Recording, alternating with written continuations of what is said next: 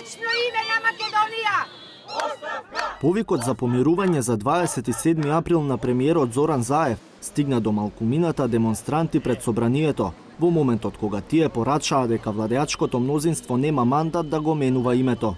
Предлогот не им е прифатлив, особено на Колет Жангаловски, кој одлежал 3 месеци затвор за учество во толпата на 27 април.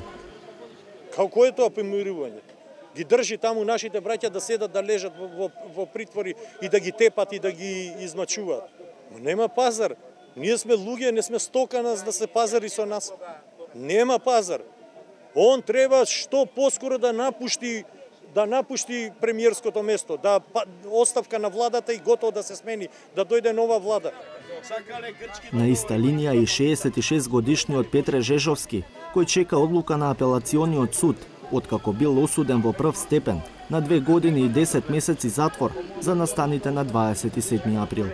Ако ова го мислиме сериозно и коректно, требаше да го дади многу порано, друг чек ќе отидевме, значи немаше да се мразиме, закрвиме и да не си веруваме. Ама јас знам дека господинот Заев секој пат дава некои изјави и никој пат не си го држува зборот, она што се вика народно, да не се изразам. И да е така, фала му, јас сум осуден, јас сум накажан, јас ќе ги одлежам како доликува за Македонија.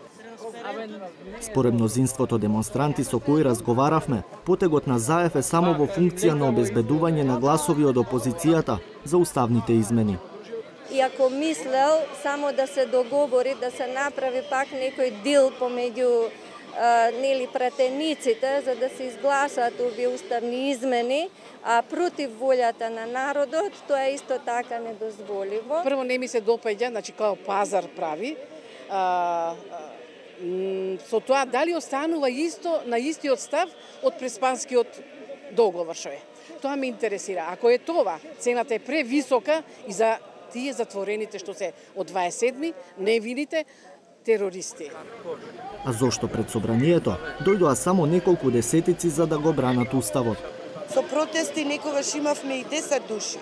Меѓутоа сега ова што го гледате апсолутно нема врска. Дошле оние што сакале да дојдат.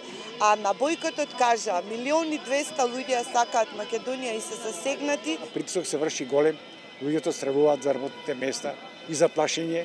Дека отама тој оти од работа, кај ќе оди тој? Осо ќе живее? Останува само ние пензионерите и по некој така. Од движењето Преродба ќе продолжат да протестираат секој ден пред собранието, како што велат, се до оставка на владата.